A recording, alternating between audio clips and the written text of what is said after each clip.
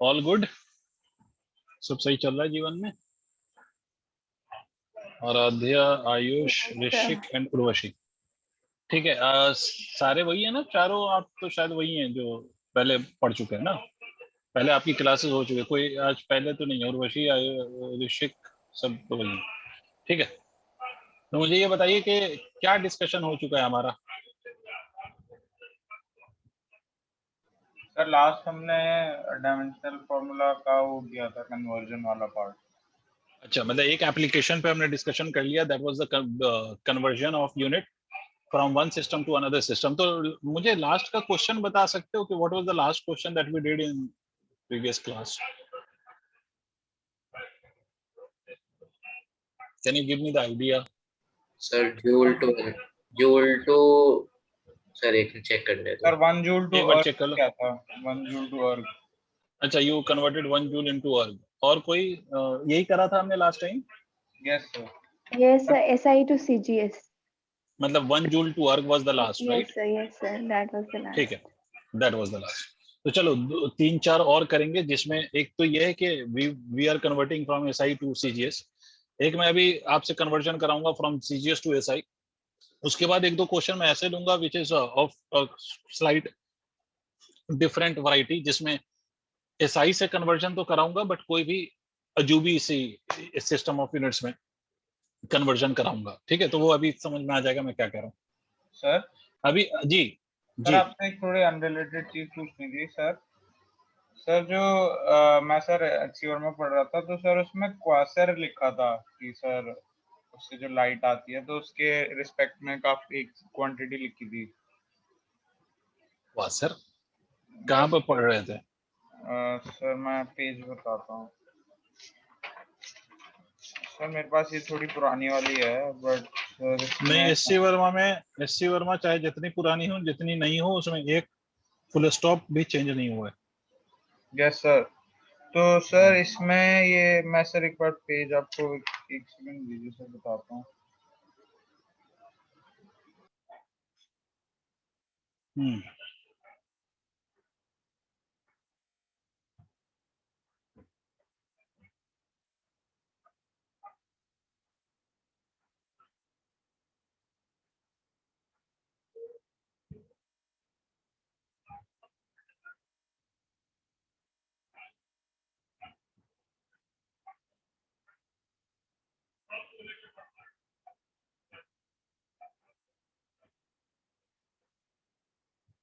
हाँ बताइए, पता चला?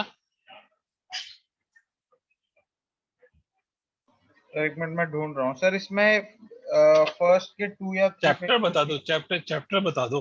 सर फर्स्ट वाले इंट्रोडक्शन टू फिजिक्स में। इंट्रोडक्शन टू फिजिक्स, ठीक है। आप एक बार जरा सा ढूंढ के मुझे पूरा सेंटेंस पढ़ के बताइए।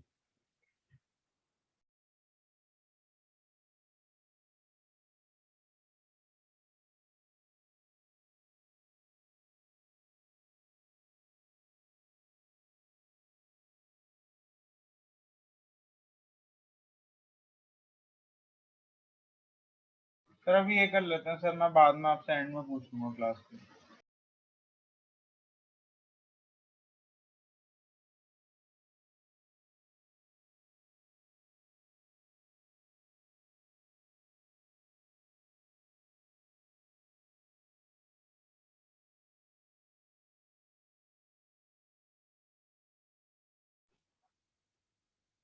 ठीक है, आपको जब मिल जाए तो आप मुझसे पूछ लीजिएगा, बिकॉज मुझे भी एग्जैक्टली सेंटेंस याद नहीं है, ठीक है।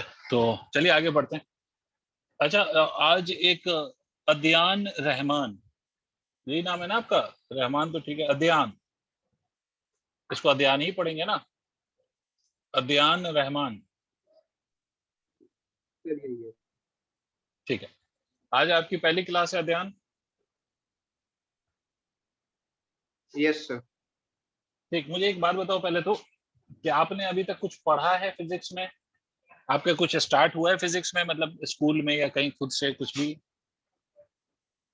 नहीं सर, अभी तो कुछ भी नहीं पढ़ा है, मतलब बिल्कुल सर एकदम आज अभी? लेकिन केमिस्ट्री में पहला चैप्टर पढ़ा था, मूल कॉन्सेप्ट।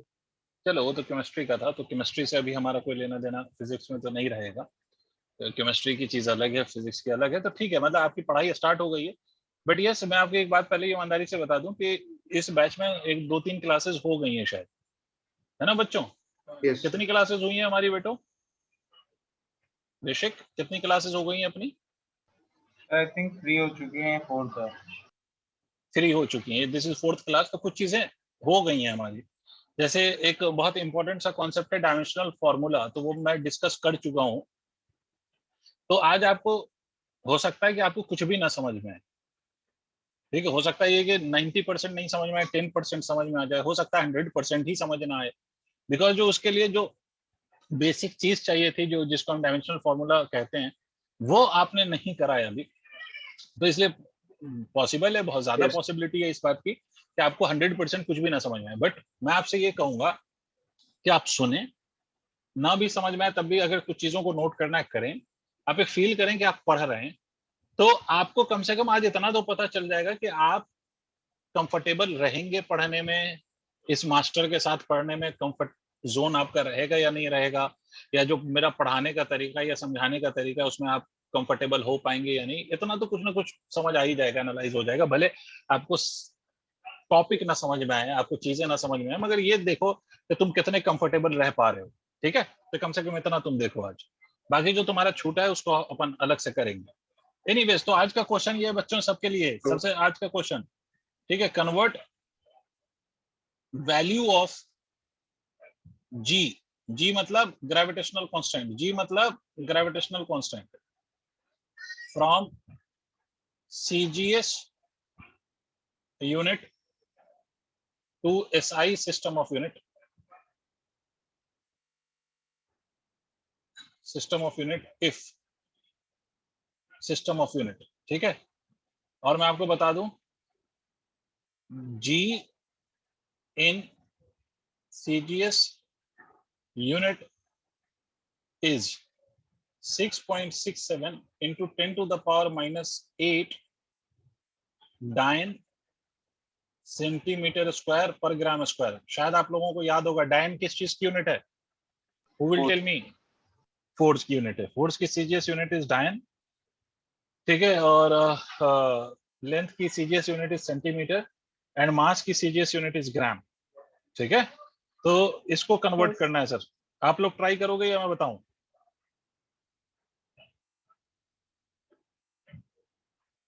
सर ट्राई कर लेते हैं, पर नहीं हुआ तो सर आप बता देना। ठीक है, मैं तो कराऊंगा ही, ट्राई करना है तो कर लीजिए।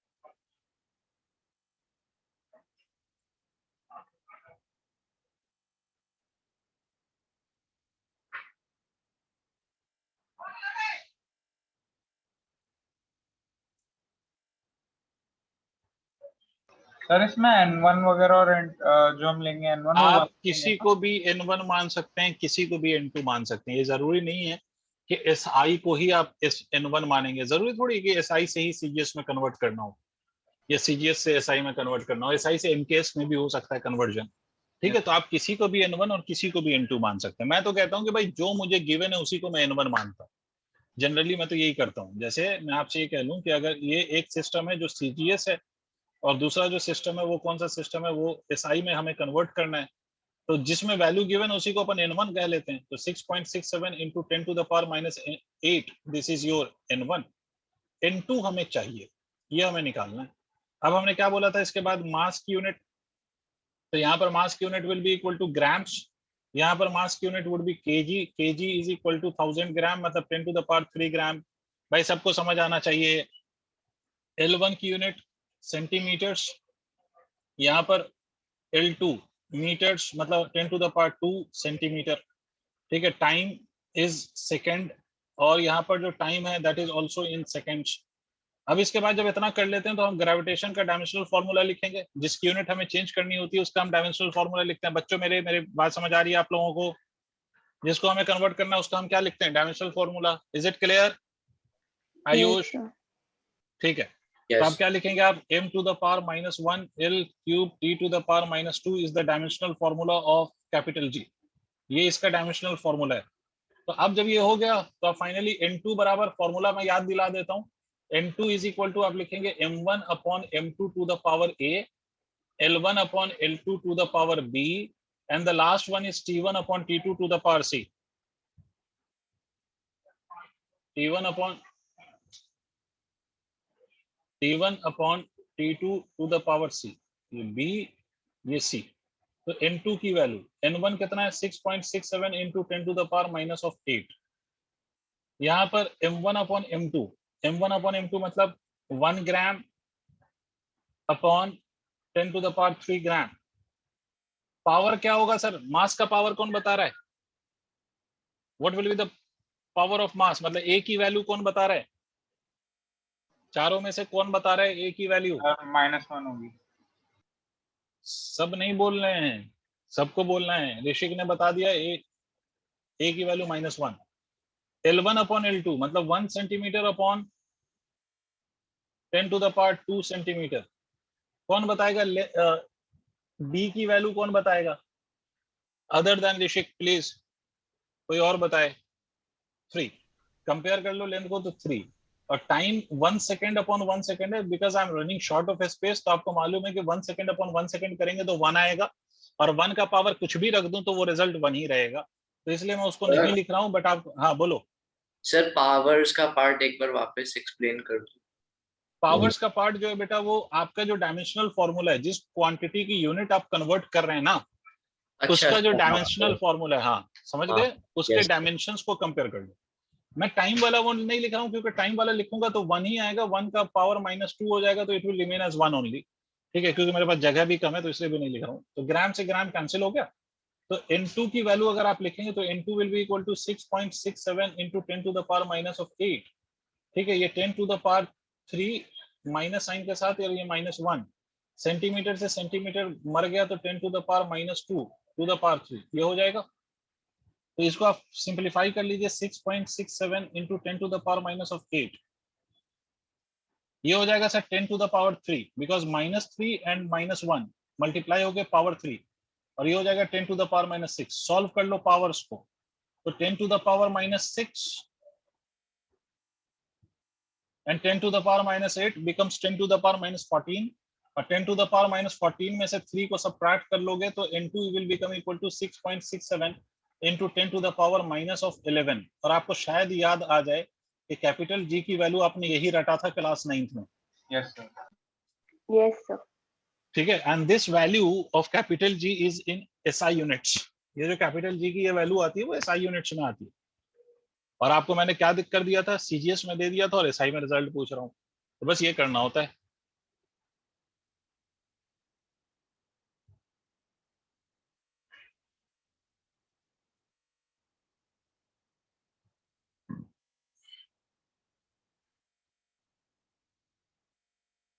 हो गया?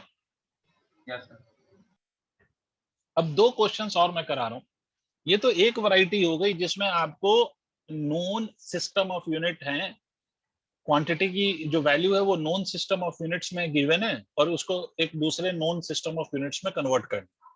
ये तो आपको ये ऐसे आप क्वेश्चन कर सकते हो, आइदर एसआई में गिवन हो, सीजीएस में कन्वर्ट करना हो, यूजिंग डायमेंशनल फॉर्मूला कर सकते हो।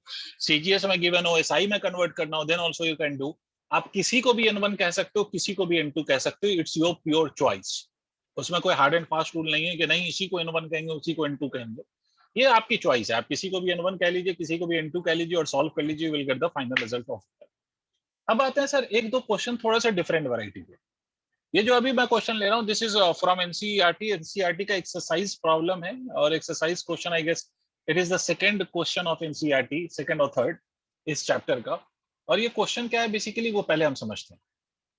इस क्वेश्चन में बोला गया, क्वेश्चन ये है, कन्वर्ट 4.2 जूल्स। जूल्स किस चीज की यूनिट होती है? एनर्जी। एनर्जी या वर्क दोनों की energy. यूनिट होती है, तो चलो एनर्जी कह लेते हैं। कन्वर्ट 4.2 जूल्स, और joule is the SI unit of energy, right? तो convert 4.2 joules from SI unit to a new system of units in which unit of mass is alpha kg, unit of length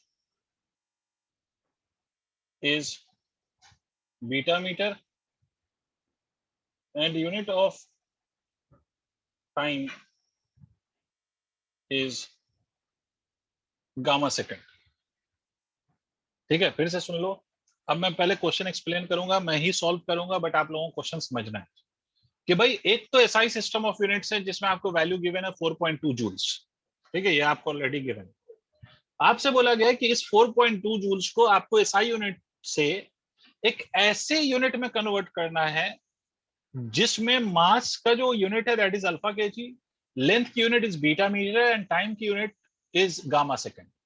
इसका मतलब ना तो ये दूसरा वाला जो सिस्टम ऑफ यूनिट आपको लिया गया, ना तो वो सीजीएस है, ना एमकेएस है, ना एफपीएस है, कुछ इमेजिनरी यूनिट है ना, एक इमेजिनरी सिस्टम ऑफ मेजरमेंट ऐसे ही मान लिया। जैसे आप मैथ्स के क्वेश्चन को सॉल्व करने में आप अज्यूम करते हो कि let the value be X, ऐसा ही कुछ हमने मान लिया। ठीक है, तो ऐसा ही हमने मान लिया कि इमेजिनरी सिस्टम ऑफ मेजरमेंट या इमेजिनरी सिस्टम ऑफ यूनिट्स जिसमें स्टैंडर्ड वैल्यू ऑफ मास कितना है, अल्फा केजी। नहीं आ रही बात समझने? स्टैंडर्ड वैल्यू ऑफ लेंथ कितना है, बीटा मीटर। इसका मतलब एसआई में अगर वो 1 किलोग्राम है मास, तो यही है मेरे नए सिस्टम में वो मास की वैल्यू को क्या लिखेंगे हम, अल्फा ग्राम, अल्फा किलोग्राम। यार तुम्हें नहीं आया? एसआई में जो Yes, वैल्यू sir. 1 है वो नए सिस्टम में वो वैल्यू कितनी है, अल्फा है। यूनिट वही है केजी, बट एसआई का 1, इसमें ये वैल्यू कितनी हो गई, अल्फा के बराबर। ठीक है, नहीं आया? सर मतलब अगर हम अल्फा को कुछ मान ले, जैसे 4 मान ले, तो वो नई सिस्टम में 4 kg हो गया एक तरह से। हाँ, 4 kg is the unit for mass. Yes, sir. ठीक है, 4 kg से हम कंपेयर करेंगे, मतलब मास को हम किससे कंपेयर करेंगे, 4 kg से। ठीक है, जैसे हम एसआई में 1 kg से कंपेयर करते हैं किसी भी चीज के मास को। ठीक है, और 1 के कंपैरिजन में अगर मान लो कि 20 हम लिखते हैं, तो इसका मतलब होता है कि 1 के कंपैरिजन में वो 20 टाइम्स है। ठीक है, बट इस नए सिस्टम में अगर मान लो कि अल्फा की वैल्यू हम 4 मान ले, एज यू सेड कि अल्फा की वैल्यू अगर हम 4 मान ले, ठीक है, तो अगर कोई चीज इसका 5 टाइम्स होगा, तो इसका 5 अल्फा केजी अगर एक को रिप्रेजेंट करने के लिए यूज हो रहा है, तो 5 केजी किसको रिप्रेजेंट कर रहा होगा, एसआई के 20 केजी को ये 5 केजी रिप्रेजेंट करेगा इस सिस्टम में। समझे या नहीं? Yes, sir. Yes, sir. जैसे 1 मीटर एसआई में अगर हम लिखते हैं, तो वही चीज 100 सेंटीमीटर से रिप्रेजेंट होती है इन सीजीएस। तो वैसी ही कुछ बात है। तो अब देखो, करना कुछ नहीं है, इसमें एसआई सिस्टम ऑफ यूनिट्स लिखिए और एक न्यू सिस्टम ऑफ यूनिट्स लिखिए, न्यू सिस्टम ऑफ यूनिट। ठीक है, इस न्यू सिस्टम का कोई नाम नहीं है, इसका कोई नाम नहीं है, कुछ इमेजिनरी हमने सब क्वेश्चन को सॉल्व करने के लिए कुछ माना है। तो एसआई में आप क्या वैल्यू आपको गिवन है, 4.2। N1 की मैं वैल्यू मान लो, और N2 आपको नहीं पता कितना है। तो मास, यहाँ पर अगर आप मास लिखेंगे M1 तो क्या लिखेंगे, kg। यहाँ पर M2 क्या लिखेंगे, अल्फा केजी, मतलब 1 इज रिप्लेस्ड बाय अल्फा, इतने से का फर्क है। सिमिलरली यहाँ पर लेंथ 1 मीटर, तो यहाँ पर लेंथ बीटा मीटर। यहाँ पर टाइम 1 सेकेंड, तो यहाँ पर टाइम गामा सेकेंड। यार तुम्हें नहीं आ रहा? यहाँ तक क्लैरिटी है? किसकी यूनिट कन्वर्ट करनी है, एनर्जी की। एनर्जी की यूनिट कन्वर्ट करनी है, तो एनर्जी का डायमेंशनल फॉर्मूला लिख लो, ml² T⁻²। अब जब इतना कर लिया तो डायरेक्टली फॉर्मूला यूज कर लो। क्या फॉर्मूला यूज करोगे sir, N2 is equal to N1। N1 की वैल्यू 4.2, M1 अपॉन M2, तो आप क्या लिखेंगे, M1 1 kg divided by alpha kg. ठीक है, L1 upon L2 1 metre upon beta metre. ठीक है, T1 upon T2 1 second upon gamma second. ठीक है, मास की अब इसका पावर्स लिख दो, तो मास का पावर कितना लिखोगे, 1, लेंथ का पावर 2, टाइम का पावर कितना, -1। ठीक है, आप देखो इसको सॉल्व करो तो 4.2 kg will cancel out by kg, alpha नीचे पॉजिटिव है, ऊपर लिखेंगे तो नेगेटिव होगा -1, मीटर से मीटर कैंसिल हो गया तो ये beta to the power -1 to the power 2, second से सेकंड कैंसिल हो गया तो गामा टू द पावर -1 ठीक है, तो this will be equal to 4.2 alpha beta to the power -2 gamma. ये आपकी वैल्यू आ गई in new system of measurement. Did you understand sir?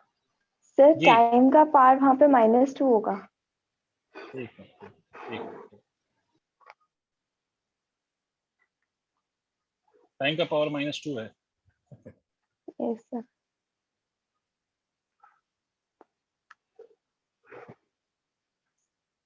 ठीक है, देख लो। कोई कुछ पूछ रहा था क्या आराध्या? सर बीटा में तो लेकिन 2 है पार, आपने -2 लिख रखा है। बीटा नीचे है ना बेटा, ओके डिनोमिनेटर में ये बीटा प्लस है, ऊपर ले जाओगे तो बीटा पे पावर -1 हो जाएगा, और -1 का ओके आप ऊपर होल पावर 2 है। Yes sir. ठीक है,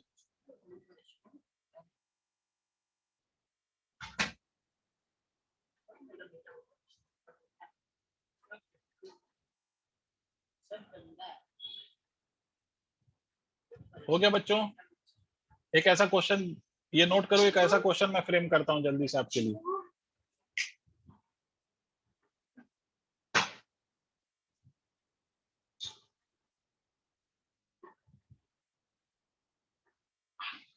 नोट कर लीजिएगा तो बताइएगा।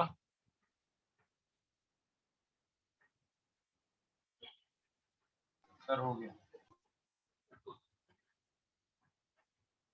ठीक है, एक और क्वेश्चन ऐसा जो आप ट्राई करेंगे अब प्योरली, बस अब आपको फॉर्मेट समझ आ गया कि जरूरी नहीं है कि जो आपको सिस्टम ऑफ मेजरमेंट जिसमें कन्वर्ट करना हो वो कोई पर्टिकुलर सिस्टम ऑफ मेजरमेंट ही हो, कुछ भी इमेजिनरी भी माना जा सकता है, उसमें कुछ भी ऐसे वैल्यूज लिखी जा सकती हैं, बट मेथड यही होगा। ठीक है, अब जैसे मैं एक और क्वेश्चन ले रहा हूं आपके लिए। मान लो क्वेश्चन ऐसे, कन्वर्ट कन्वर्ट 60 वॉट, वॉट समझते हैं आप लोग, कन्वर्ट 60 वॉट फ्रॉम, वॉट किस चीज की यूनिट होती है? Power. Power. SI unit to a new system of unit in which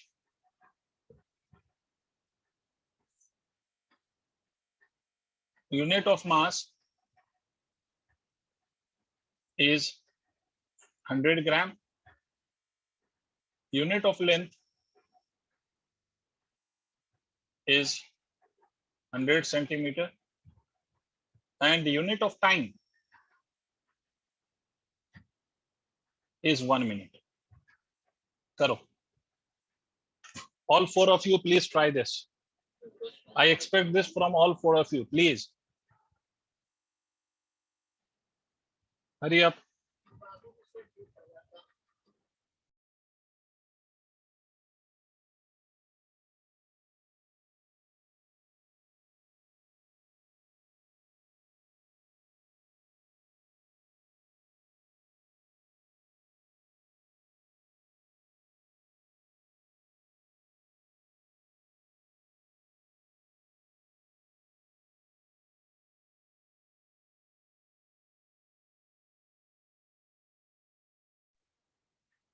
power का मैं डायमेंशनल फॉर्मूला लिख देता हूँ, ml² T⁻³ होता है, अगर आप भूल गए हो। This is the dimensional formula for the power. Hurry up, tell me answer for this now.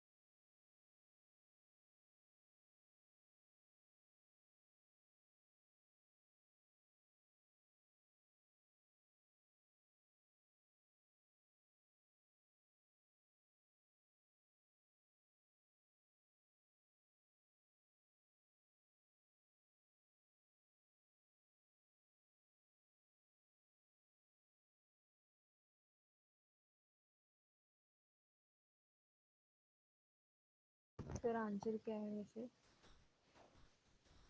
Even I am not sure about the answer. आपका कितना आया है? 10। कुछ तो नहीं, सिर्फ 10। सिर्फ 10 तो गलत है। नहीं, सिर्फ 10 इज नॉट करेक्ट। ये 296 या 2.96 इस तरह का कुछ आएगा। The answer will not be 10। इसका मतलब कहीं पर आप सिंप्लीफिकेशन में गलत कर रहे हो कुछ चीज। देखो मैं बताता हूँ आपको भाई। सर, और 1 मिनट और अच्छा ठीक है, 1 मिनट और रुक जाता हूँ। Please be quick.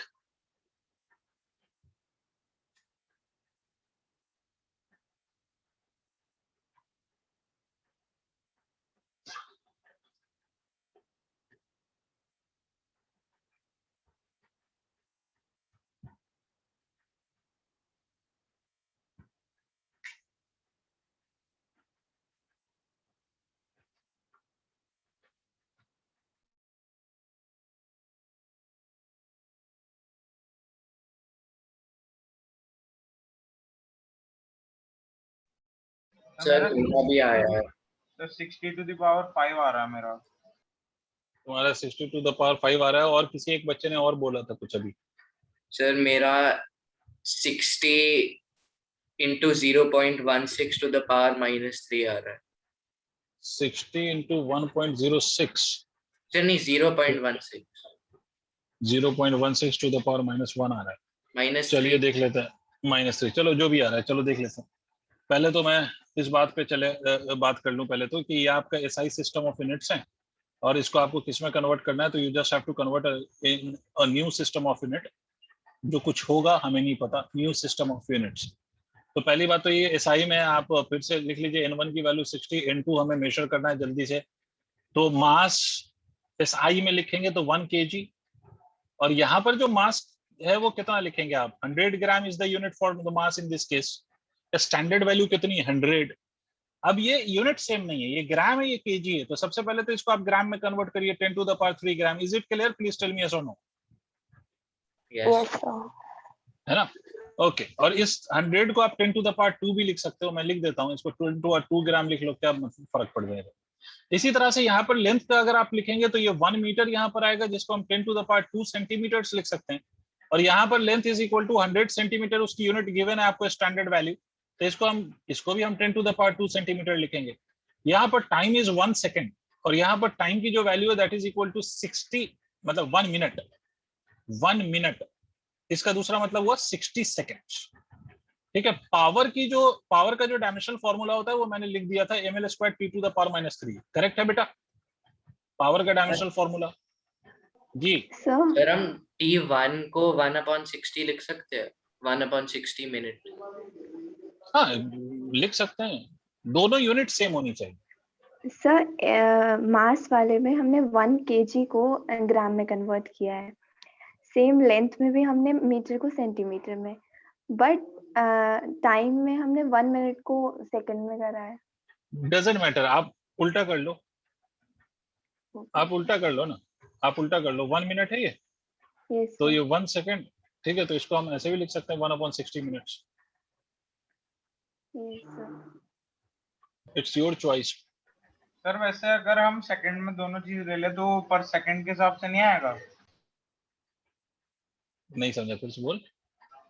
सर मतलब हम पहले जो आप कर रहे थे कि वो 1 सेकंड और 60 सेकंड करके कर रहे थे, हाँ तो सर हमारा जो फाइनल आंसर आता, देखो final answer has nothing to do with the second और मिनट, बिकॉज फाइनल तो आप उसमें यूनिट लगाओगे ना। ये जो आप अभी इस वाले से कर रहे हो, इससे सिर्फ आप मैग्नीट्यूड निकालते हो ना, because unit gets cancelled out. Rishik सोच के देखो। अच्छा हाँ यस सर, तो सर हम है ना? कैसे तो करें, परसेंट में वो लगा देंगे? हाँ, वो कुछ भी तो एंड में तो वही यूनिट लगा देना जिसमें कन्वर्ट करने को बोला गया है। लेकिन आप जब ये मेथड अप्लाई कर रहे हो तो इससे तो you just get the magnitude, because इसमें जो यूनिट्स होती हैं वो तो अल्टीमेटली कैंसिल हो जाती है ना बेटा। यस ठीक है। तो देखो जैसे यहाँ पर आपने बोला कि सर 1/60 मिनट्स ले लो, मैंने ले लिया, आपकी बात मान लेते हैं। तो सर N2 निकालना है, तो N2 is equal to 60 multiplied by जो मास वास जो भी गिवन है, तो 10 to the power 3 gram divided by 10 to the power 2 gram. खुद देखो ये ग्राम से ग्राम कैंसिल ही हो जाएगा ना ultimately. 10 to the power 2 centimetre divided by ये कितना है बेटा? 10 to the power 2 centimetre. Similarly what we have the last, we have 1/60 minutes.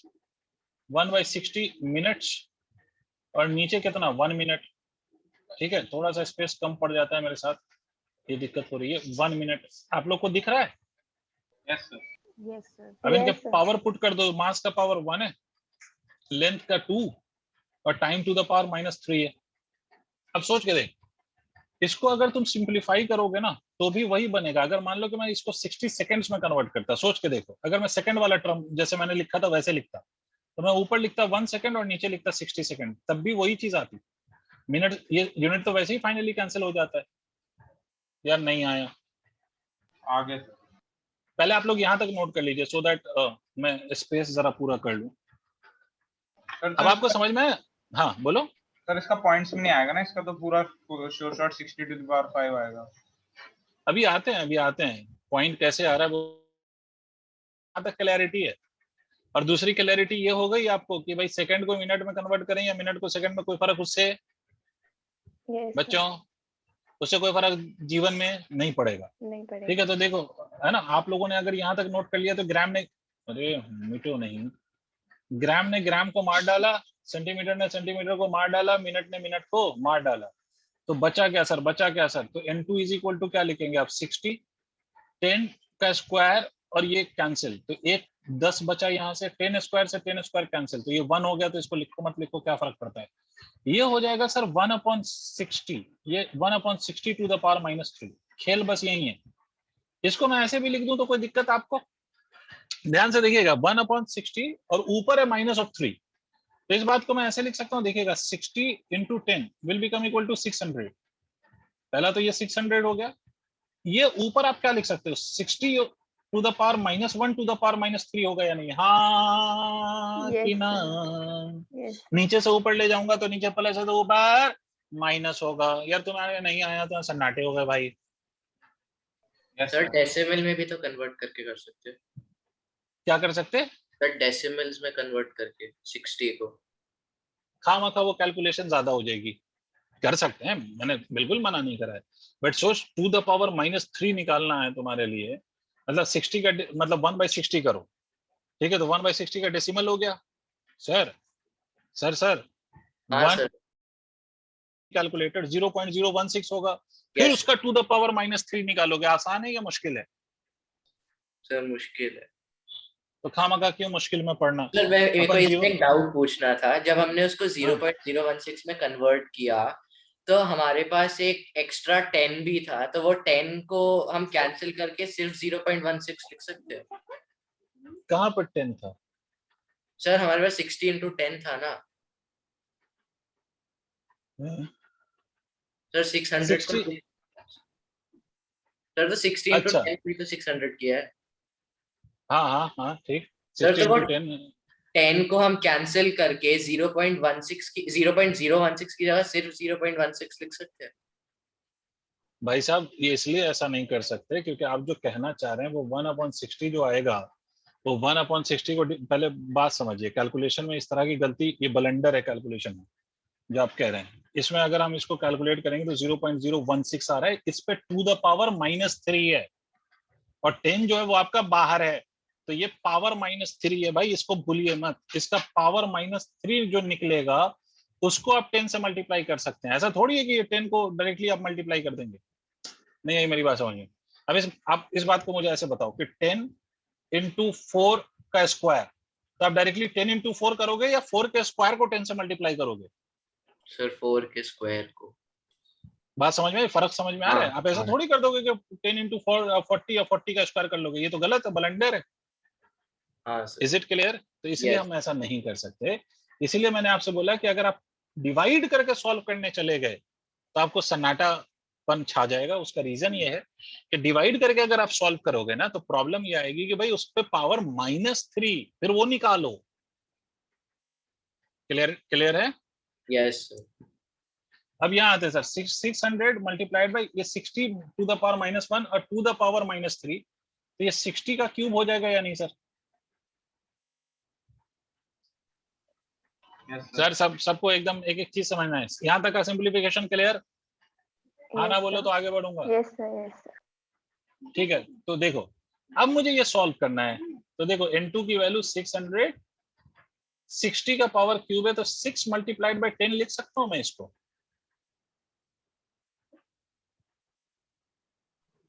सोच के देखिए। Yes sir, yes sir. सबकी आवाज नहीं आ रही, मजा नहीं आ रहा फिर पढ़ने का। मैं नहीं खेल रहा फिर, यस तुम चीटिंग कर लेते हो। 10 is equal to 600 multiplied by 6 का क्यूब मल्टीप्लाइड बाय 10 का क्यूब, ऐसे लिख दूं तो कोई दिक्कत? मैं एक एक स्टेप लिख रहा हूं ताकि आपको समझ में आ जाए।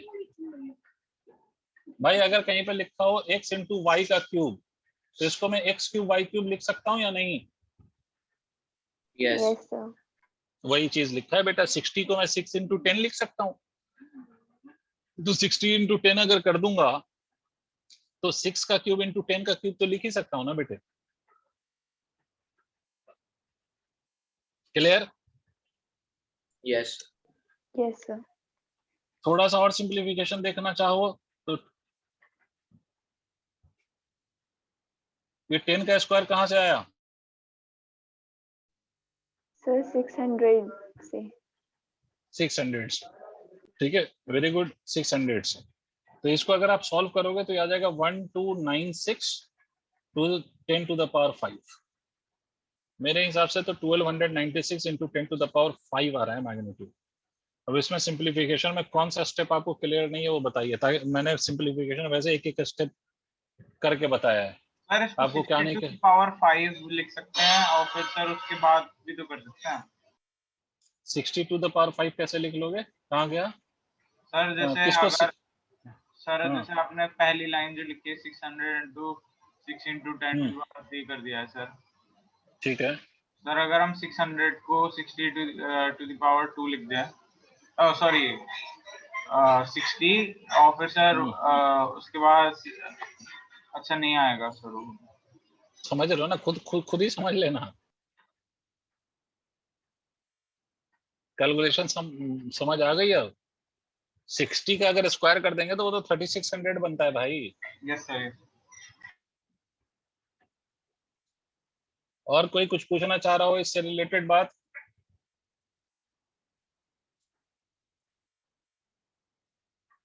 अब अभी क्लियरिटी है सबको सिंप्लीफिकेशन पे या अभी भी नहीं है?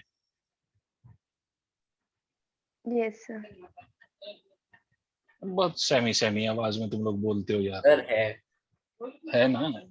ठीक है, this is how we have simplified the result कि भाई 60 का क्यूब जो है ना, बस वो मुझे दिक्कत दे रहा था। तो 60 के क्यूब को मैं या तो ऐसे लिख दूं 60 multiplied bye 60 multiplied bye 60 directly लिख दूं, या उसको छोटा करके लिख लूं, ये अपनी मर्जी है। आप ऐसा भी कर सकते थे, आपको जरूरी थोड़ी है कि 60 को 6 इंटू 10 करके क्यूब करें। आप ये भी कर सकते हैं कि 60 इंटू 60 इंटू 60, ठीक है। तो 3 बार 6 को मल्टीप्लाई कर सकते हैं आप। 3 बार 6 को मल्टीप्लाई करें, 60 को मल्टीप्लाई करेंगे तो ये आ जाएगा 1296 पे power 10 to the power 3 multiplied by 10 to the power 2 आता। उसको आप सॉल्व कर लेते, यही आंसर आता है। जैसे भी आप करेंगे यही आएगा। ठीक है, तो आई होप सबको क्लियर हो गया। क्या मैं आगे बढ़ सकता हूं अब? Yes sir. ठीक है, चलिए सर। तो ऐसा ये यूनिट के कन्वर्जन पे बड़ी सारी बातें हो गई, बड़े सारे सवाल आपने कर लिए। ठीक है, अब आगे बढ़ते हैं सर। ये एक एप्लीकेशन है। इस एप्लीकेशन में आपने क्या किया है? इस एप्लीकेशन में आपने यूनिट को कन्वर्ट किया है। यूनिट को कन्वर्ट किया from one system to any other general system. वो दूसरा सिस्टम कोई सा भी हो सकता है, एसआई हो सकता है, सीजीएस हो सकता है, एमकेएस हो सकता है, या कोई भी इमेजिनरी सिस्टम हो सकता है। और इस पे आपने कुछ क्वेश्चंस किए हैं। क्लियर? बाकी असाइनमेंट से आप क्वेश्चंस करेंगे, बुक से क्वेश्चन करेंगे, क्योंकि एक ही टॉपिक पे हम बहुत ज्यादा क्वेश्चन नहीं कर सकते। 5-6 क्वेश्चन जितने भी हमने करे हैं, that is more than enough to make you understand how we are changing the units of a quantity from one system to another using the dimensional formula. अब हम आते हैं दूसरे एप्लीकेशन पे। ठीक है, दूसरे एप्लीकेशन का नाम लिखे to check the dimensional accuracy of the equation. मतलब डायमेंशनल फॉर्मूले का दूसरा एप्लीकेशन क्या है कि हम इसको यूज करके किसी भी गिवन इक्वेशन की डायमेंशनल एक्यूरेसी चेक करते हैं। तो दूसरे एप्लीकेशन का नाम लिखे, दूसरा एप्लीकेशन टू चेक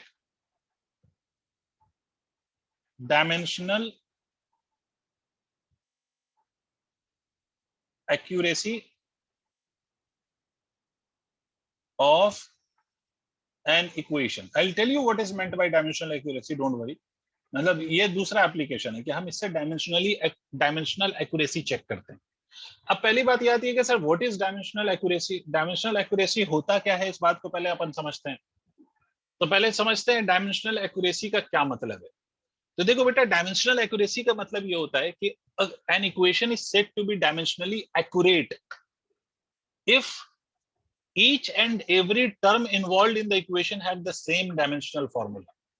मतलब किसी भी इक्वेशन को आप डायमेंशनली एक्यूरेट या होमोजीनियस इक्वेशन तब कहेंगे। डायमेंशनली एक्यूरेट इक्वेशन का दूसरा नाम होमोजीनियस भी है, ठीक है। तो होमोजीनियस इक्वेशन या डायमेंशनली एक्यूरेट इक्वेशन आप तब कहेंगे जब जितने भी टर्म्स यूज हुए हैं उसमें, उस इक्वेशन में, उन सब का डायमेंशनल फॉर्मूला सेम हो, तो हम उसको डायमेंशनली एक्यूरेट कहेंगे। मेरा पॉइंट समझना, मैंने वर्ड यूज किया डायमेंशनली एक्यूरेट कहेंगे, मैंने ये नहीं बोला कि उसी केस में हम उसको मैथमेटिकली करेक्ट कहेंगे। ये दो बातें अलग हैं।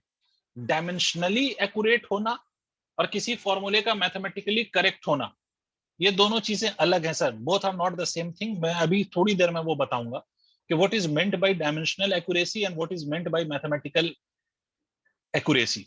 क्लियर? बट उससे पहले आप ये समझिए कि डायमेंशनल एक्यूरेसी का क्या मतलब है। जैसे मैंने कोई इक्वेशन लिया, let's say we have taken an equation v is equal to u plus 80। आपने कभी जीवन में ये इक्वेशन देखा है बच्चों? Have you seen this equation in your life ever in any of the class? Equation की फर्स्ट इक्वेशन है। हाँ, ये इक्वेशन ऑफ मोशन है ना। v is velocity, u is also velocity and at में a एक्सेलरेशन है and t is time. ठीक है। अब मुझसे कोई कहे कि भाई check the dimensional accuracy of this equation, dimensional accuracy. तो मुझे कुछ भी नहीं करना, मुझे सिंपली जितने भी टर्म्स इन्वॉल्व हुए हैं उन सब का डायमेंशनल फॉर्मूला चेक करना है कि क्या सारे टर्म्स का डायमेंशनल फॉर्मूला सेम आ रहा है या नहीं आ रहा है। अगर सारे टर्म्स का डायमेंशनल फॉर्मूला सेम आ गया तो हम कहेंगे कि this equation is dimensionally accurate. अगर सबका डायमेंशनल फॉर्मूला सेम नहीं आया तो फिर वो डायमेंशनली एक्यूरेट नहीं है। बस इतनी सी चीज है, इतना सा काम करना है। अब कैसे चेक करेंगे? तो भाई v, ये v अपने आप में वेलोसिटी है जिसको आप फाइनल वेलोसिटी कहते हो, अगर आपको थोड़ा सा भी क्लास 9th याद आ रहा हो तो। u भी वेलोसिटी है, इसको इनिशियल वेलोसिटी कहा जाता है, अगर आपको थोड़ा सा भी 9th याद आए। a acceleration, t time. तो v का डायमेंशनल फॉर्मूला होगा lt to the power -1। u का डायमेंशनल फॉर्मूला भी क्या होगा? lt to the power -1, because velocity है, चाहे वो इनिशियल हो कि फाइनल हो, as long as it is velocity it will have the same dimensional formula। ठीक है, lt to the power of -1। last is what? last is at। at will be considered as one term। याद रखना है, a अलग term, t अलग term, ऐसा नहीं करना, बिकॉज इसके a और t के बीच में कोई प्लस साइन या माइनस साइन नहीं है। अगर दो क्वांटिटी आपस में मल्टीप्लाई हो रही हो या डिवाइड हो रही हो तो that will be considered as a single term, right, together. तो at में a इज एक्सेलरेशन, तो इसका dimensional formula lt to the power -2, और t इज टाइम, तो डायमेंशन करोगे तो कितना आ जाएगा? सॉल्व करोगे तो lt टू द पावर -1 आएगा या नहीं आएगा, इन दोनों को सॉल्व करोगे तो। अब देखो जितनी भी क्वांटिटीज इन्वॉल्व हुई हैं इस इक्वेशन में, इन तीनों टर्म का डायमेंशनल फॉर्मूला सेम आ रहा है। इसका मतलब है this equation is dimensionally accurate. Clear हो गया मामला? डायमेंशनल एक्यूरेसी का मतलब समझ में आ गया। Dimensional accuracy of an equation का मतलब होता है कि if the dimensional formula of each term involved in the equation is same, then the equation is said to be dimensionally accurate। लिख लो, if the dimensional formula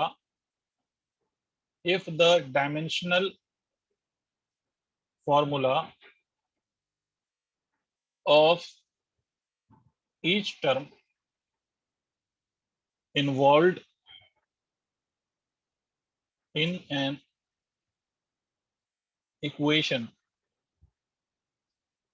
is same,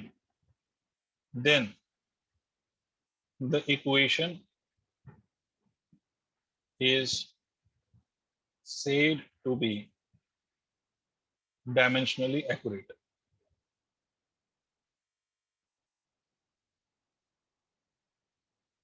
clear? बोलो Rishik, Yes, sir. Ayush, Urvashi and Aradhya. Yes, sir. Clear. Yes, sir. अध्ययन, मैं तुम्हारा नाम इसलिए नहीं ले रहा हूं, मुझे मालूम है अभी तुम्हें कुछ नहीं समझ आ रहा होगा। ठीक है, तो बस तुम देखते रहो चीजों को। Yes, sir. Yes, sir. ये लिख लिया सबने? Yes sir.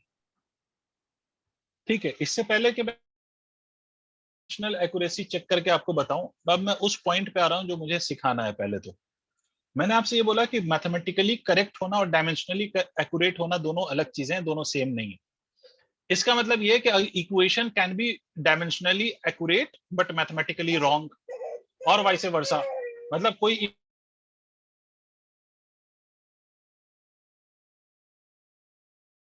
कोई इक्वेशन जो है आपकी वो डायमेंशनली एक्यूरेट हो सकती है बट मैथमेटिकली करेक्ट नहीं हो सकती। या फिर इन अदर वे ऐसा भी हो सकता है कि कोई इक्वेशन मैथमेटिकली करेक्ट हो सकती है और डायमेंशनली एक्यूरेट नहीं हो। अब मैं वो चीज समझाना चाह रहा हूं आपको, पहले वो समझ लीजिए, फिर मैं और भी क्वेश्चंस डायमेंशनल एक्यूरेसी पे बेस्ड कराऊंगा। तो मेरा नेक्स्ट पॉइंट है आपका, जैसे देखिए काइनेटिक एनर्जी आपको पता होगा हाफ mv स्क्वायर होता है। हाँ ना बोलना पड़ेगा भाई, kinetic energy is half mv square, correct है भाई? Yes yes sir. हम बचपन से यही फॉर्मूला पढ़ते आ रहे हैं, हाफ mv स्क्वायर। अब मैंने क्या किया, मैंने काइनेटिक एनर्जी का फॉर्मूला अपने मर्जी से 1/2 को हटा के मैंने लिख दिया 3/16 mv स्क्वायर। कुछ भी लिख दिया, 3/16, 4.8, 3.2, कुछ भी नंबर डाल दो। मैंने कोई भी नंबर डाल दिया, ठीक है, मैंने कोई भी यहाँ पर नंबर डाल दिया। अब चलो हम ये चेक करते हैं कि डायमेंशनली ये फॉर्मूला, ये वाला और ये वाला एक्यूरेट है या नहीं है। इसका मतलब लेफ्ट साइड का डायमेंशनल फॉर्मूला राइट साइड के डायमेंशनल फॉर्मूले के बराबर आ रहा है या नहीं आ रहा, चेक कर लेते हैं, ठीक है। तो जब सर हमने इधर देखा इस केस में, तो kinetic energy is on the left side, और आपको याद होगा कि काइनेटिक एनर्जी का dimensional formula is ml square t to the power -2। Tell me yes और नो। Yes sir. और हाफ mv स्क्वायर का डायमेंशनल फॉर्मूला चलो चेक करते हैं। तो हाफ mv स्क्वायर का डायमेंशनल फॉर्मूला चेक करेंगे। हाफ का डायमेंशनल फॉर्मूला क्या होगा सर, कौन बता रहा है? तो numerical dimension less sir. It's a numerical value, तो इसका कोई डायमेंशनल फॉर्मूला नहीं है, तो ये मास है। और v square L T to the power -1 का स्क्वायर, सिंप्लीफाई करो क्या आ गया, ml square T to the power -2। क्या सर लेफ्ट वाला टर्म और राइट वाला term dimensional formula are same और not? Is it dimensionally accurate और not? Yes sir they are. Sir ऐसा तो नहीं कि मैं अकेला वो समझ रहा हूँ, सबको समझ आ रही है ना बात कि लेफ्ट साइड का dimensional formula and the right side dimensional formula is same. This means that the formula that I have written is dimensionally accurate because both sides have the same dimensional formula.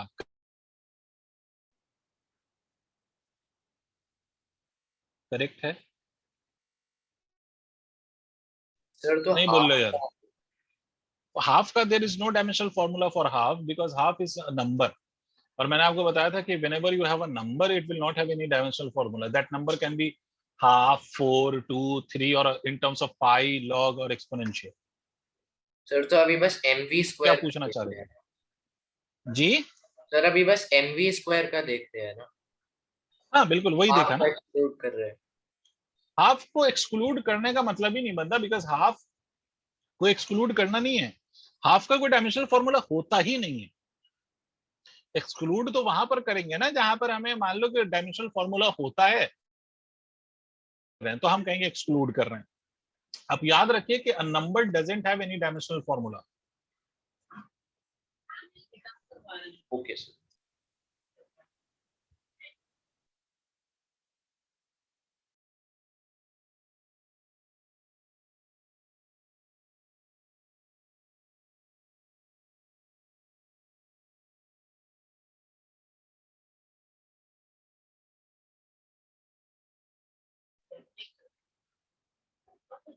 हाँ जी, ये clear हो गया? Right वाले पे आ जाएं। Yes sir. ठीक है, तो राइट वाले पे अगर हम देखें ये वाला केस, तो इसमें भी लेफ्ट साइड पे काइनेटिक एनर्जी इसका डायमेंशनल फॉर्मूला है ml square t to the power -2। अब मुझे बताओ कि राइट साइड पे लिखा हुआ है 3/16 mv स्क्वायर, क्या होगा इसका डायमेंशनल फॉर्मूला? 3/16 का क्या लिखोगे? What is the dimensional formula of 3/16? Sir, it is dimensionless. Obviously it's dimensionless. भाई कोई भी नंबर मैं लिख दूं, चाहे वो कितना बड़ा या कितना छोटा नंबर हो, what will matter? There will be no dimensional formula for a number. ठीक है, तो 3/16 is still dimensionless. तो यहाँ पर आप क्या लिखेंगे? मास का m, एल स्क्वायर के लिए आप लिखेंगे L T to the power -1 का स्क्वायर, तो ये आप क्या लिखेंगे? ml square T to the power -2। अब मुझे एक बात बताइए, क्या इस केस में भी ये डायमेंशनली एक्यूरेट आ रहा है या नहीं? देखिए तो लेफ्ट साइड और राइट साइड का डायमेंशनल फॉर्मूला सेम आ रहा है या नहीं, इस केस में भी, सेकंड केस में भी? Please respond. यस सर, आ रहा है। इसका मतलब काइनेटिक एनर्जी का मैं फॉर्मूला हाफ mv² लिख दूं या काइनेटिक एनर्जी का फॉर्मूला मैं 3/16 mv² लिख दूं, डायमेंशनली एक्यूरेट ही आता है ना। कंफ्यूज मत हो, जो पूछ रहा हूं वो बोलो। बेटे मैं हाफ mv² लिखूं या 3/16 mv² लिखूं, एक्यूरेसी तो सेम आ रही है भाई दोनों केस में। ये एक्यूरेट आ रहा है या नहीं आ रहा? ऑफ कोर्स आ रहा है। बट अगर मैं आपसे पूछूं कि which of the two is correct formula for kinetic energy, दोनों ही सही है क्या? काइनेटिक एनर्जी अगर कैलकुलेट करना हो तो दोनों फॉर्मूला यूज करोगे या सिर्फ हाफ mv² यूज करोगे? Sir half mv²। दोनों तो यूज नहीं करोगे। इसका मतलब ये है कि भाई ड्राइव करते हैं हम जब मैथमेटिकली तो रिजल्ट ये आता है, और जब ये रिजल्ट आ रहा है इसका मतलब है कि मैथमेटिकली ये रिजल्ट गलत है, ये रिजल्ट मैथमेटिकली गलत है। बट डायमेंशनल एक्यूरेसी वाइज अगर हम चेक करें तो डायमेंशनल एक्यूरेसी इस केस में भी आ रही है और इस केस में भी आ रही है। इसका मतलब ये हो गया सर क्या if N equation is dimensionally accurate, अगर कोई इक्वेशन डायमेंशनली एक्यूरेट है तो वो मैथमेटिकली भी करेक्ट होगी, ऐसा कोई जरूरी? यार कैसे समझाएं, बोलते ही नहीं हो। यस सर, क्लियर है। क्लैरिटी आ रही है कि डायमेंशनली एक्यूरेट होने का बिल्कुल ये मतलब नहीं है बेटे कि वो मैथमेटिकली वो फॉर्मूला सही है। ठीक है, बात समझ में आई? डायमेंशनली एक्यूरेसी से बस ये पता चलता है आपको कि जो फिजिकल क्वांटिटी इन्वॉल्व हुई है वो सेम नेचर की है या नहीं है। ठीक है, वो मतलब पता चलता है, उससे ये पता नहीं चलता कि जो आपने फॉर्मूला लिखा है वो सही है या गलत है। इस बात को याद रखिएगा, dimensional accuracy doesn't tells you about the formula whether it is correct और नॉट। इसीलिए वर्ड ये नहीं आया है कि डायमेंशनली करेक्ट, वर्ड आया है डायमेंशनली एक्यूरेट। डायमेंशनली एक्यूरेट का मतलब हुआ कि सिर्फ होमोजेनिटी हम चेक कर रहे हैं। होमोजेनिटी चेक करने का मतलब है कि हर टर्म का डायमेंशनल फॉर्मूला हम चेक कर रहे हैं कि वेदर इट इज सेम और नॉट। ठीक है, बट ये हम मैथमेटिकली प्रेडिक्ट नहीं कर सकते कि mathematically that formula is correct और नॉट। समझ आई बात? क्लैरिटी आ गई? अब इसी का मैं एक दूसरा एग्जांपल ले रहा हूं, उसके बाद फाइनली लिखवाऊंगा। और प्लीज सन्नाटे में मत बैठो, प्लीज बोला करो। ठीक है, अब देखो मैं एक दूसरा एग्जांपल ले रहा हूं। पहले एग्जांपल में मैंने आपको ये दिखाया कि डायमेंशनल एक्यूरेसी है बट मैथमेटिकली सही नहीं है। क्लियर? अब मैं दूसरा एग्जांपल ले रहा हूं। y इज इक्वल टू मैंने लिख दिया sign 2π/t multiplied by T. मान लो एक एग्जांपल ले रहा हूं ऐसे। ठीक है, मान लीजिए कि एग्जांपल ले रहा हूं ऐसे। ठीक है, कोई कष्ट, कोई दिक्कत? ठीक है, सर यहाँ अब ये पे टी मैथमेटिकल, और टी कौन सा है? दोनों टी है ना? अभी आ रहा हूं। ये टी और ये टी दोनों टाइम को रिप्रेजेंट कर रहे हैं, ऐसा समझिए। और ये y मान लीजिए किसी भी पॉइंट पे डिस्प्लेसमेंट को रिप्रेजेंट कर। ठीक है, ओके। ठीक है, अब मेरी बात सुनिएगा। ये आगे इस तरह की आप इक्वेशन जाके पढ़ेंगे आगे, कि इस तरह की इक्वेशन जब आगे पढ़ेंगे तो आपको ये आगे ये इस तरह की इक्वेशन में पता चलेगा कि हाँ ऐसी भी इक्वेशंस होती हैं। ठीक है, पीरियोडिक मोशन का केस आएगा, वो पीरियोडिसिटी वगैरह, तो वहां पर आप पढ़ेंगे।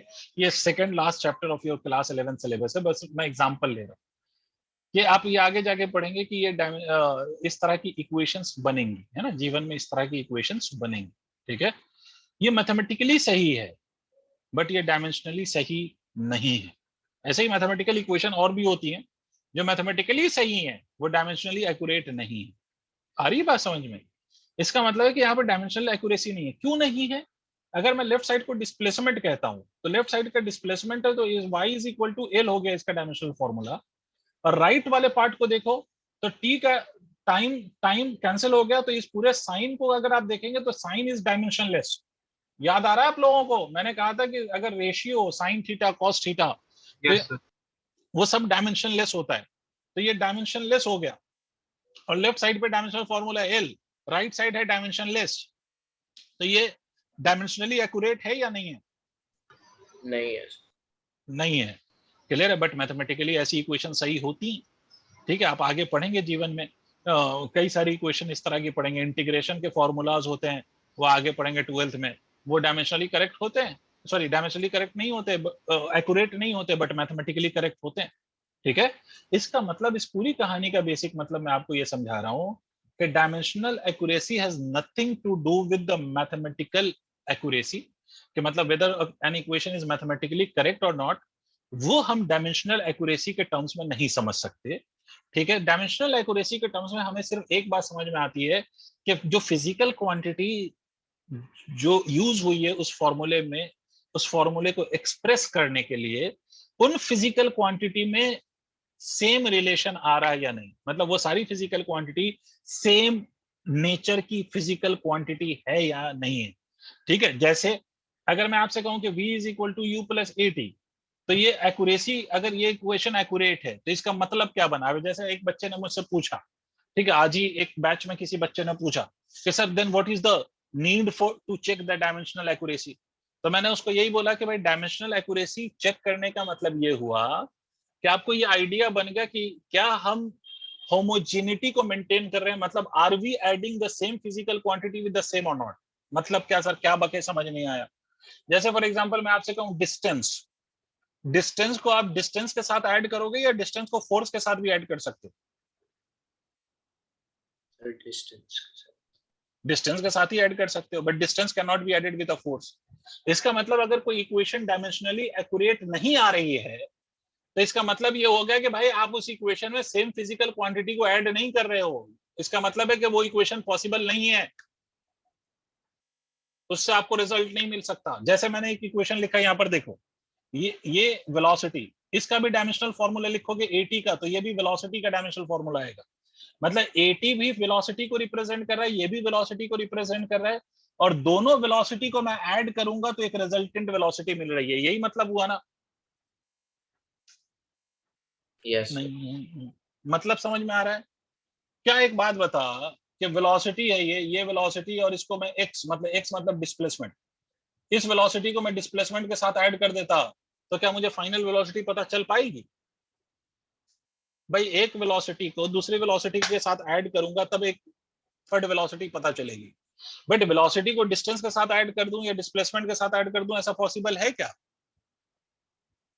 No sir. यार तुम लोग बोर हो गए यार, नहीं पढ़ाऊंगा फिर अच्छा कुछ।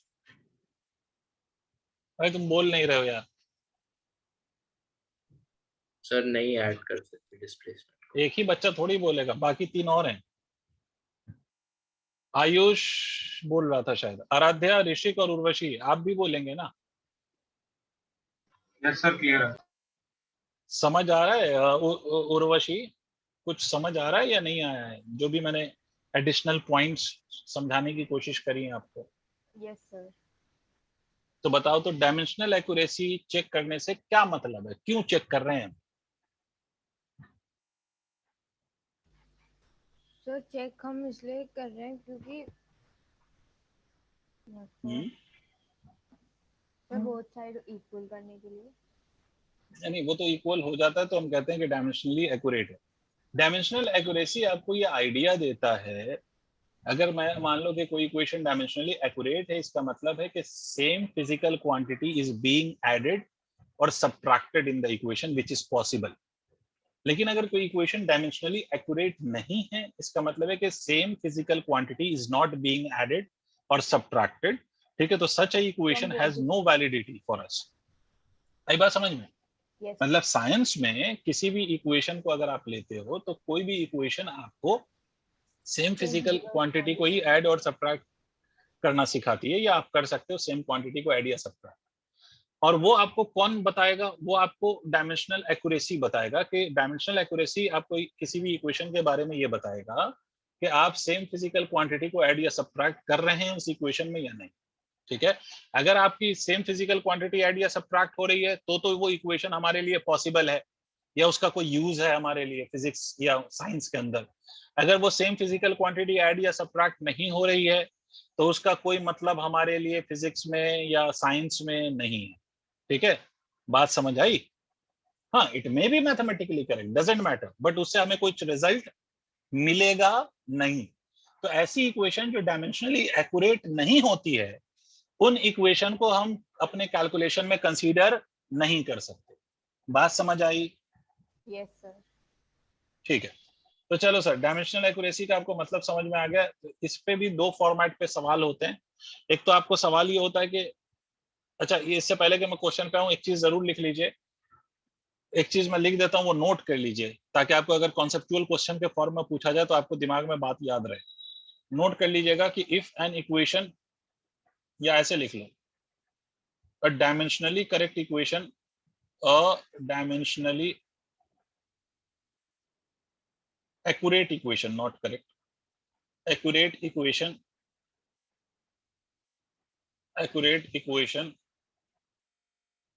need not be mathematically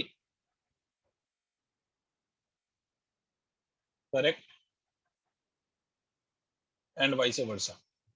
मतलब आपका जो अगर कोई डायमेंशनली एक्यूरेट इक्वेशन है तो वो मैथमेटिकली भी करेक्ट हो, ये जरूरी नहीं है, एंड वाइस वर्सा, इसका मतलब कि अगर कोई इक्वेशन मैथमेटिकली करेक्ट है तो वो डायमेंशनली भी एक्यूरेट हो, वो सही नहीं। क्लियर हो गई बात? जैसे example kinetic energy is equal to half mv square लिखूं, और kinetic energy is equal to 3/16 या कुछ भी ले लो, mv स्क्वायर लिखूं, both are dimensionally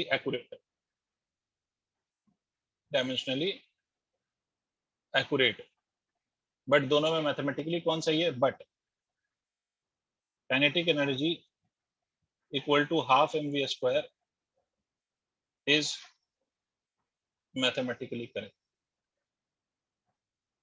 dimensionally accurate दोनों हैं, बट मैथमेटिकली करेक्ट कौन है? सिर्फ और सिर्फ kinetic energy is equal to half mv square. ठीक है, क्लियर हो गई बात? इसी तरह से आप दूसरा एग्जांपल लिख सकते हैं, y is equal to sine 2π/t into t, वो मैथमेटिकली करेक्ट है बट डायमेंशनली एक्यूरेट नहीं। लिख लिया बच्चों? तो अब इस पे क्वेश्चंस करूंगा।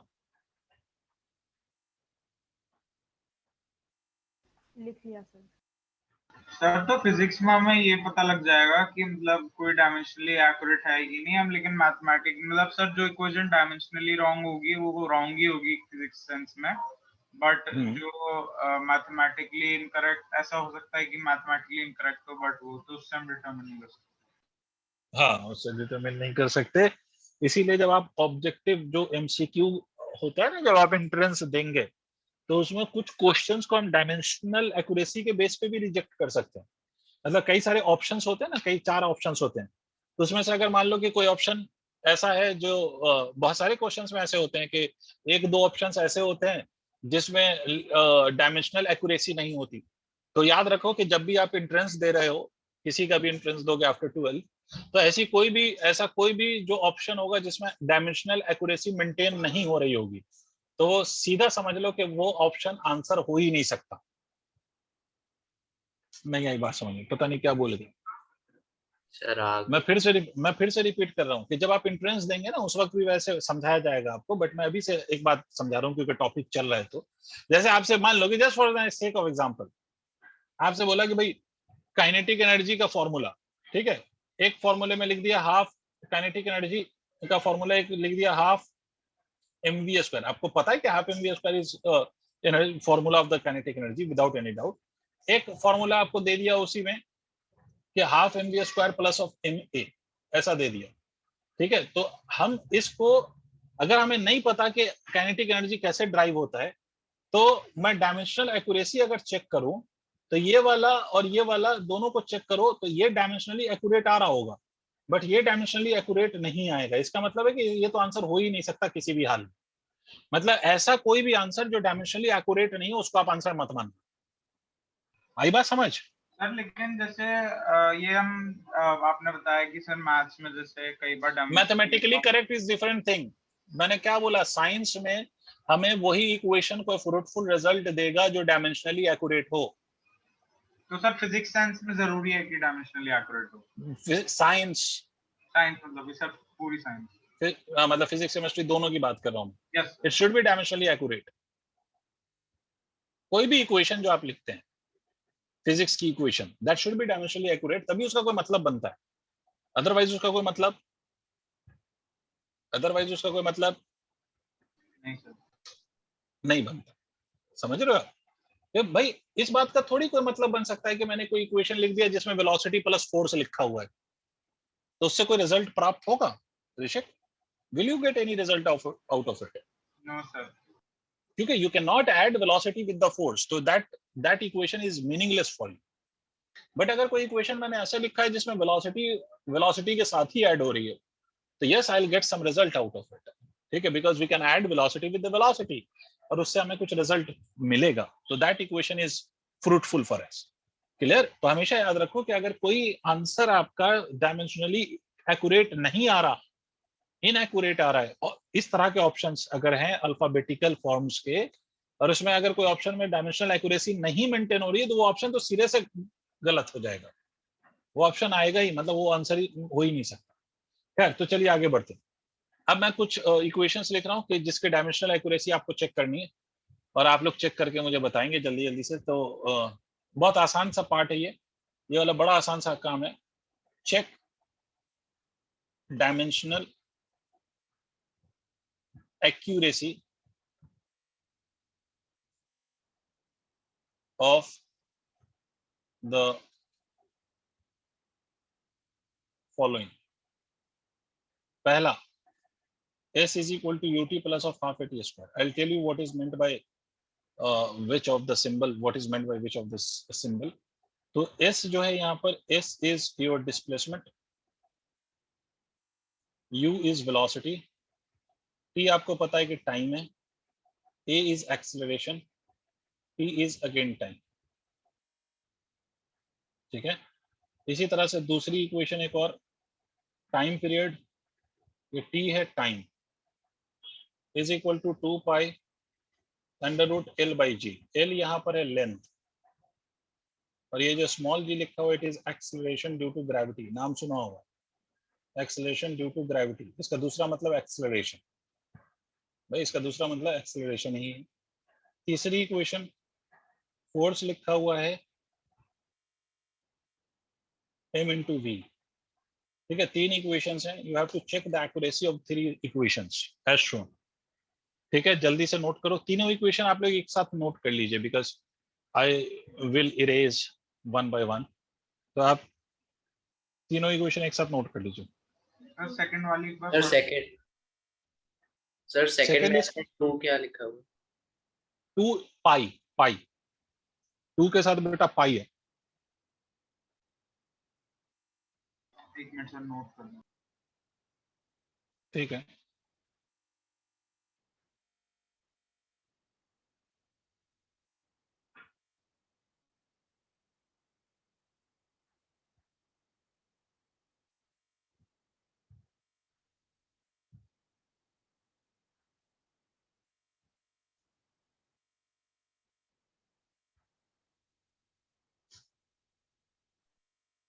सर आपने थर्ड में f is equal to M B लिखा है। जी, m into v, where v is velocity.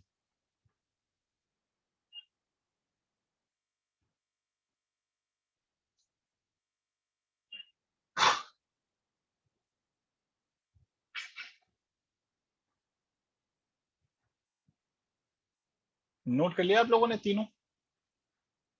Yes ठीक है, आप अटेम्प्ट कर रहे हो या मैं करूं? सर, अटेम्प्ट कर रहे हैं सर।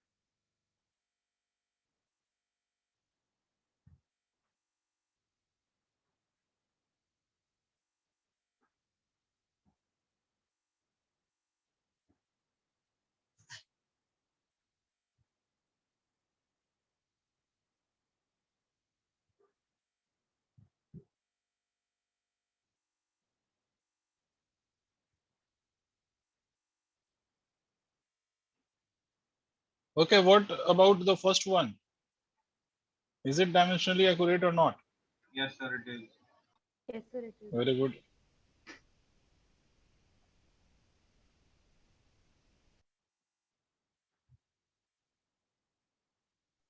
सर एल आ रहा है फर्स्ट वाले में तीनों. हाँ, एल आ रहा है, तीनों का एल आ रहा है, तो yes. obviously it is dimensionally accurate. All the terms which is involved in the equation should have the same dimensional formula. Then only it would be dimensionally accurate. Otherwise it won't. ठीक है, तो चलो मैं भी पहला वाला बताता हूँ. आप लोगों का आ गया होगा वैसे, और वैसे मैं बता देता हूँ जल्दी जल्दी से. चलिए सर, देख लेते हैं सर. तो S इज डिस्प्लेसमेंट. तो S का डायमेंशनल फॉर्मूला अगर हम लिखेंगे तो L लिखेंगे, because S is displacement and either it be distance और डिस्प्लेसमेंट, इट रिप्रेजेंट्स लेंथ. तो ये L हो गया. ut is the second term where u is the velocity. तो velocity के लिए lt to the power -1 and again we have t.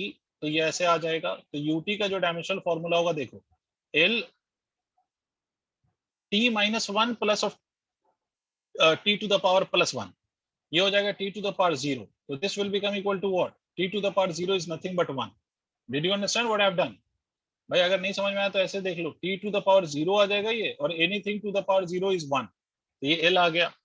Similarly half at² का अगर आप निकालेंगे तो क्या हो जाएगा? Half has no dimensional formula because half is just a number. ठीक है, a के लिए आप क्या लिखेंगे? a के लिए you will write it as lt to the power -2 और t². तो फिर से t². तो ये कितना हो गया? ये t और ये t खत्म, 0 बन जाएगा, तो ये l आ जाएगा. तो this is the dimensional formula of all the 3 terms involve.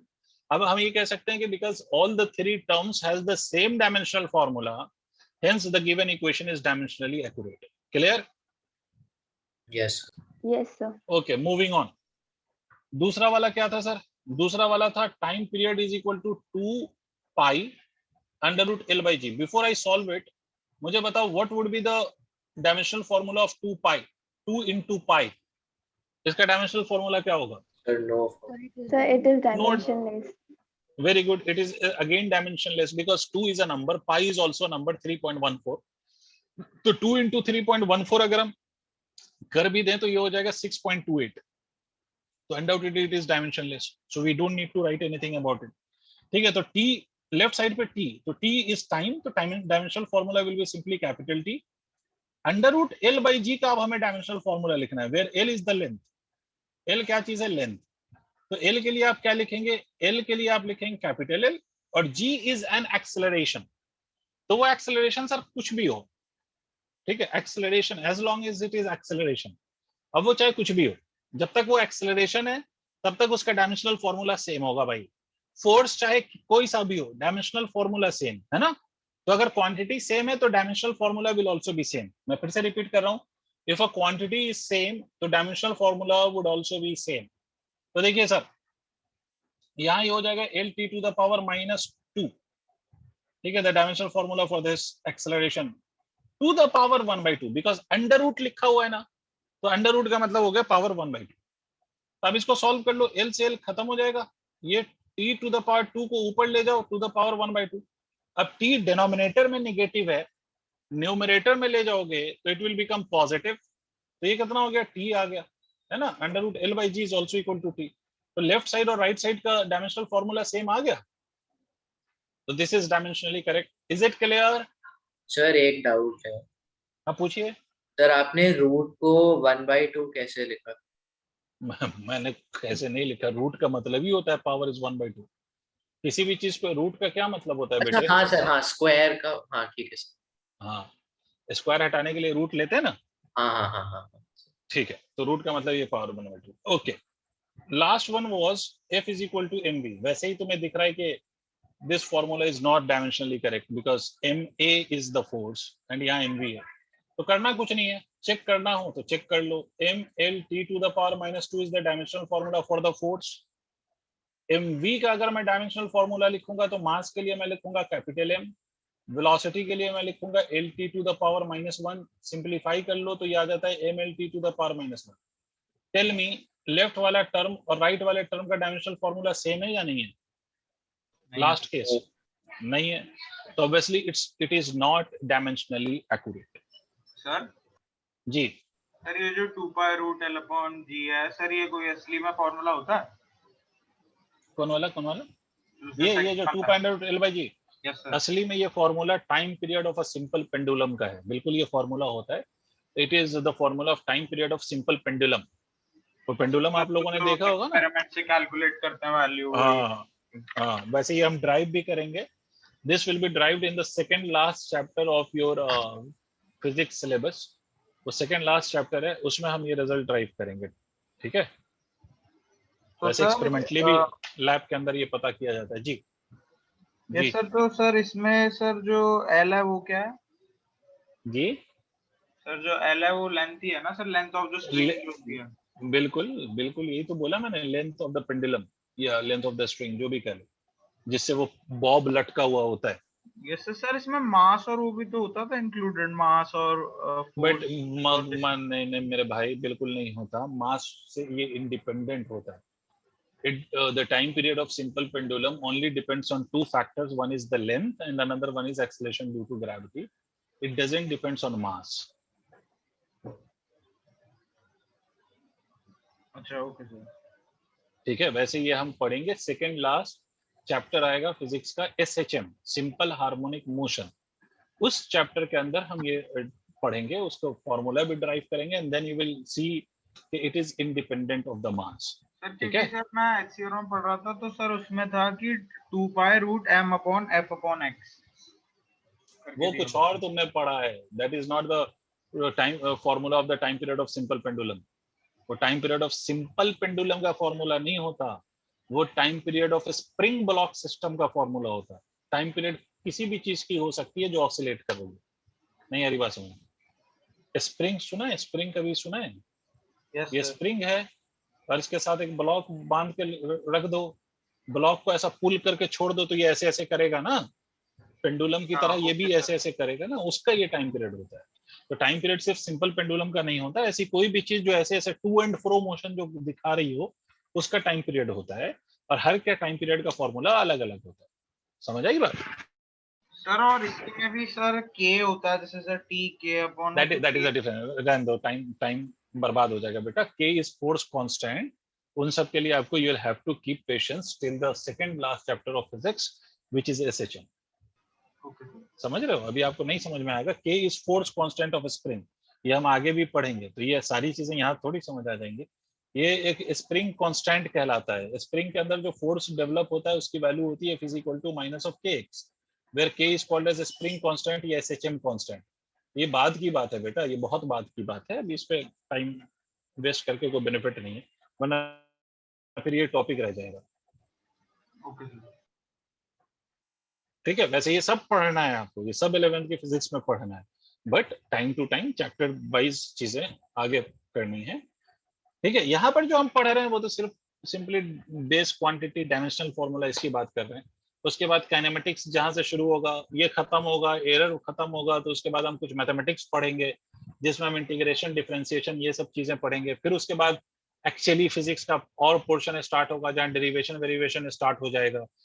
ठीक है, पहले आएगा काइनेमेटिक्स, रेस्ट एंड मोशन होगा, उसमें बड़ी सारी चीजें होंगी, projectile motion, river board problem. तो you need to have patience, right? सारी चीजें पढ़ी जाएंगी। वर्मा जी ने तो इंट्रोडक्शन, देखो मैं पहले ही बोला था, या पता नहीं तुमने बोला या नहीं बोला, SC वर्मा साहब ने जो ये बुक लिखी है कॉन्सेप्ट्स ऑफ फिजिक्स, जिसके राइटर है SC वर्मा, उन्होंने सिलेबस को दिमाग में रख के नहीं लिखा है, मैं आपको बता देता हूँ। ठीक है, उन्होंने सिर्फ वही चीजें नहीं लिखी हैं जो आपके सिलेबस का पोर्शन है, उन्होंने अपने हिसाब से बुक लिखी है ना, आउट ऑफ द बॉक्स, मतलब सिलेबस को ना मानते हुए। नहीं यारी बात समझ, इसीलिए आप 11th का पोर्शन उनका खोल के देखेंगे आप, तो आपके 11th SC वर्मा के 11th के पार्ट में ray optics, wave optics given होगा, जबकि CBSE के सिलेबस में ray optics, wave optics class 12th में आता है।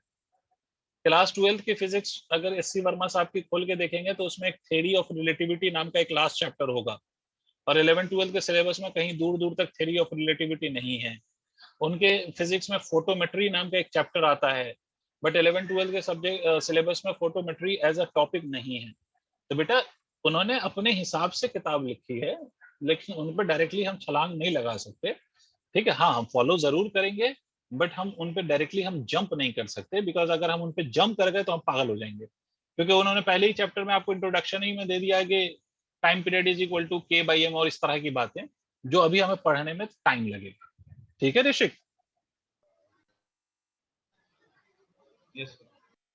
ठीक है, तो चलिए भाई आज इतना ही रहने देते हैं, और भी कुछ क्वेश्चंस करेंगे और लास्ट एप्लीकेशन नेक्स्ट क्लास में। ठीक है सर, तो आज इतना ही रहने देते हैं, rest will discuss in the next class. Thank you sir.